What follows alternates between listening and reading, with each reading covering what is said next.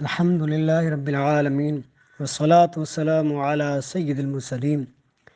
رسول اللہ صلی اللہ تعالی علیہ وآلہ وسلم فرماتے ہیں، علم کی مجلس میں حاضر ہونا 1000 رکعت نماز اور 1000 مریض کی عیادت اور 1000 جنازوں میں شریک ہونے سے افضل ہے۔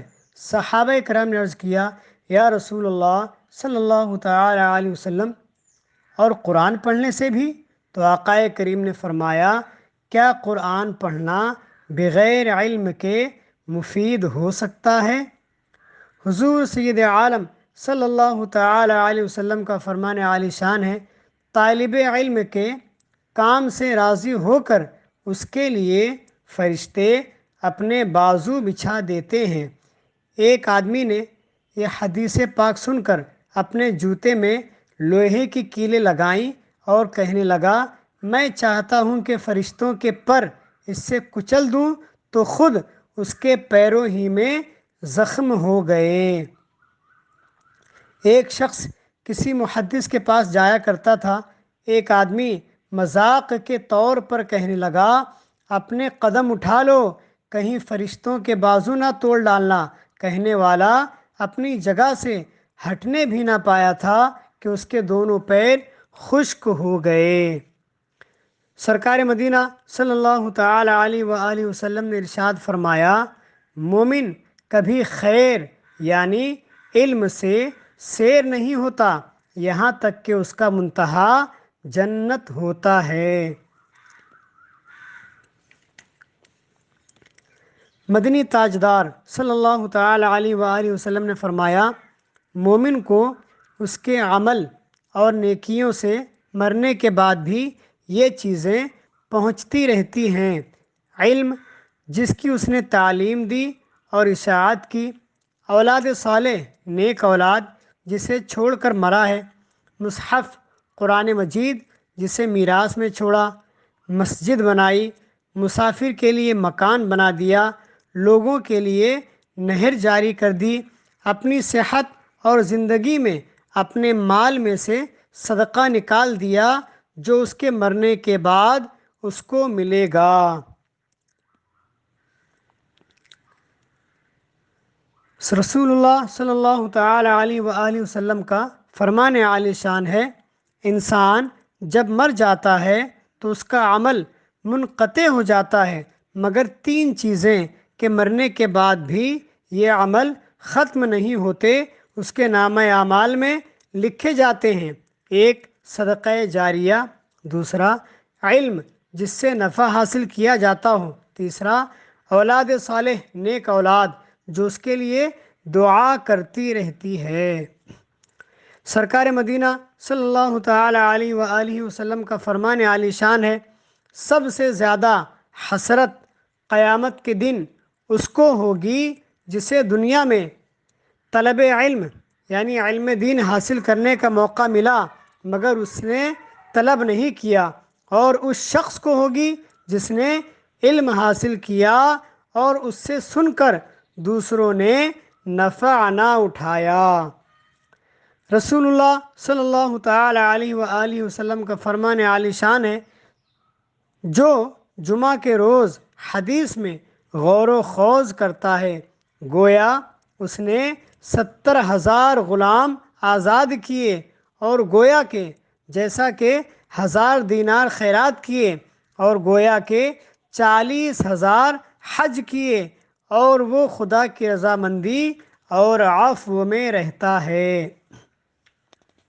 سرکار مدینہ صلی اللہ تعالی علیہ وسلم نے فرمایا، جو شخص کسی راستے پر علم کی طلب کے لیے چلے، اللہ تعالیٰ اس کے لیے جنت کا راستہ آسان کر دیتا ہے، اور اس پر سکینہ اطمینان اترتا ہے، اور رحمت ڈھانپ لیتی ہے، فرشتے گھیر لیتے ہیں، اور اللہ تعالیٰ اس کا ذکر ان لوگوں میں کرتا ہے جو اس کے مقرب یعنی قریب تر ہیں، اور جس کے عمل نے سستی کی تو اس کا نسب اسے تیز رفتار نہیں کرے گا۔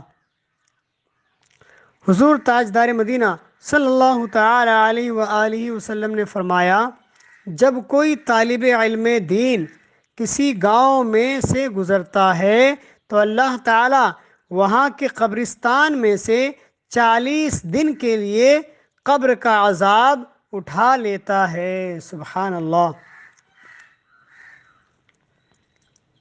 سرکار مدینہ صلی اللہ تعالی علیہ وآلہ وسلم کا فرمان عالی شان ہے، جو شخص علم دین سیکھنے کے ارادے سے گھر سے نکلتا ہے تو سوراخوں میں چونٹیاں، سمندر میں مچھلیاں اور خشکی کے چرندے اور درندے سب اس کے لیے استغفار کرتے ہیں۔ رسول اللہ صلی اللہ تعالی علیہ وسلم نے فرمایا، جس شخص کا علم کی طلب میں علم حاصل کرتے وقت انتقال ہو وہ شہید کا رتبہ پاتا ہے، اور علم کی طلب میں جس کے قدم خاک آلود ہوتے ہیں اللہ تعالیٰ اس کے بدن کو دوزخ پر حرام کر دیتا ہے، اور اس کے دونوں فرشتے اس کے لیے دعائے مغفرت کرتے ہیں، اور اس کی قبر جنت کے باغوں میں سے ایک باغ ہوتی ہے، اور اس کے پڑوسیوں کی 40 قبریں دائیں، 40 قبریں بائیں اور آگے پیچھے 40 قبریں روشن ہو جاتی ہیں۔ رسول اللہ صلی اللہ تعالی علیہ وآلہ وسلم نے ارشاد فرمایا، جو علم اللہ کی رضا حاصل کرنے کے لیے ہے یعنی علم دین، اس کو جو شخص اس لیے حاصل کرے کہ اسے دنیا کی دولت مل جائے، اس کو قیامت کے دن جنت کی خوشبو بھی نہیں ملے گی۔ حضرت ابو ہریرہ رضی اللہ تعالی عنہ ایک مرتبہ بازار میں تشریف لے گئے اور بازار کے لوگوں سے کہا کہ تم لوگ یہاں پر ہو اور مسجد میں رسول اللہ صلی اللہ تعالی علیہ وآلہ وسلم کی میراث تقسیم ہو رہی ہے۔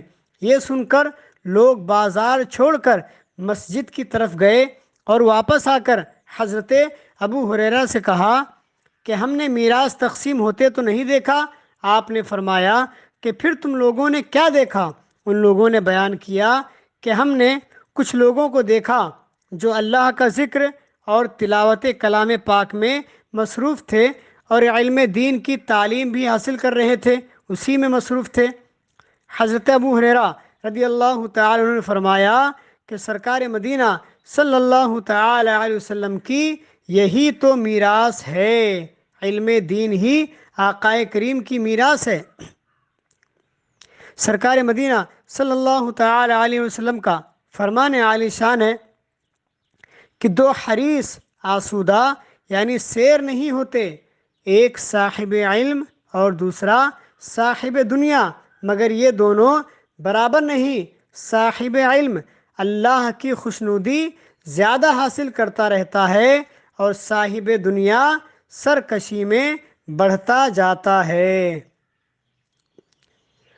اللہ کے حبیب صلی اللہ تعالی علیہ وآلہ وسلم کا فرمان عالی شان ہے، جس نے علم دین کے ایک باب کا علم حاصل کیا وہ علم اس کو دنیا اور آخرت میں نفع پہنچائے گا۔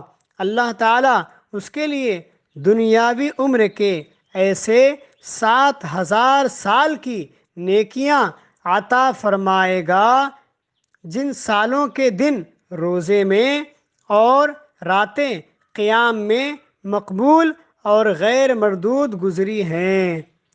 سرکار مدینہ صلی اللہ تعالی علیہ وآلہ وسلم کا فرمان عالی شان ہے، جس نے علم کو اس لیے حاصل کیا کہ علماء سے مقابلہ کرے گا، جاہلوں سے جھگڑا کرے گا اور لوگوں کو اپنی طرف متوجہ کرے گا، اللہ تعالیٰ اسے جہنم میں داخل فرمائے گا۔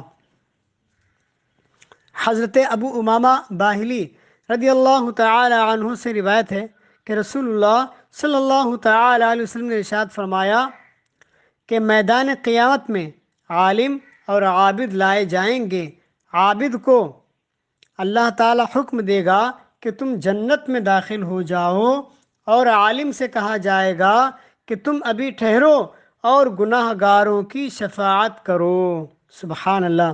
پیارے بھائیو، علم دین اور علماء حق کے فضائل بے شمار ہیں، مگر افسوس کہ آج کل علم دین کی طرف ہمارا رجحان بالکل کم ہوتا چلا جا رہا ہے۔